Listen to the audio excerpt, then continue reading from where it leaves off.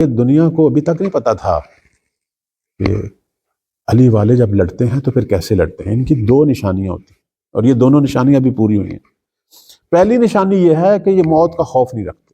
وہ امریکی وزیر خارجہ کا بیان آپ نے بھی دیکھا ہوگا، ریکارڈ پر ہے، کہنے لگا ہم پہلی دفعہ ایک ایسی قوم سے بات چیت کر رہے ہیں کہ جنہیں ہم ڈراتے ہیں تو وہ شہادت کی بات کرتے ہیں. یعنی ان کے اندر موت کا خوف ہی نہیں ہے. خود آپ دیکھیں کہ یہ جس جگہ پہ حملے ہوتے ہیں یہ وہاں کٹھے ہو جاتے ہیں، چوکوں پہ، سڑکوں پہ رات کو کسی وقت بھی اٹیک ہو سکتا ہے، لیکن یہ کھڑے ہیں.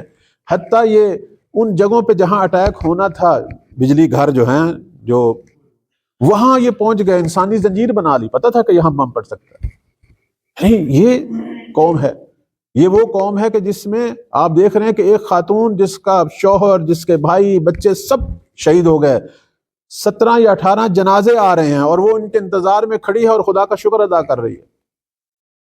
یہ وہ قوم ہے کہ ایک خاتون کو اس کے بیٹے کی شہادت کے لیے جو ہے وہ فوجی لوگ گئے اور انہوں نے جب خبر دی تو وہ سجدہ شکر میں چلی گئی. اس قوم سے تو نہیں لڑا جا سکتا نا. یہ ہمیشہ جیتنے والی قوم ہے، ہمیشہ جیتنے والی. اور دوسری جو چیز ہے ان کے اندر وہ اخلاص ہے. پہلی چیز موت کا خوف نہیں ہے، انہیں کوئی خوف نہیں، لا خوف علیہم، اور نہ یہ حزن کا شکار ہے. وہی قرآن جو کہتا ہے اولیاء خدا نہ ان پر خوف ہے اور نہ ان پر حزن ہے.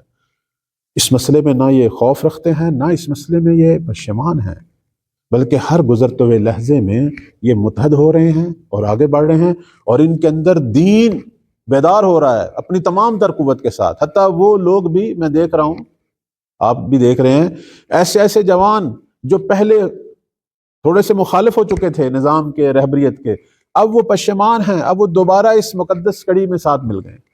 انہوں نے کہا اب ہمیں یقین آ رہا ہے کہ ہم حق پہ تھے، ہمارا رہبر حق پہ تھا. اور ان کا رہبر کوئی دنیا کے رہبروں جیسا تھوڑا تھا، وہ بھی پناہ گاہ میں چھپ سکتے تھے. انہوں نے کہا جب میری ملت باہر ہے، وہ پناہ گاہ میں نہیں جا چھپ سکتی، میں کیوں؟ میں مقابلہ کروں گا، میں سامنا کروں گا. اور انہوں نے شہید ہو کے بتا دیا کہ زندہ قومیں اور زندہ رہبر کیسے ہو.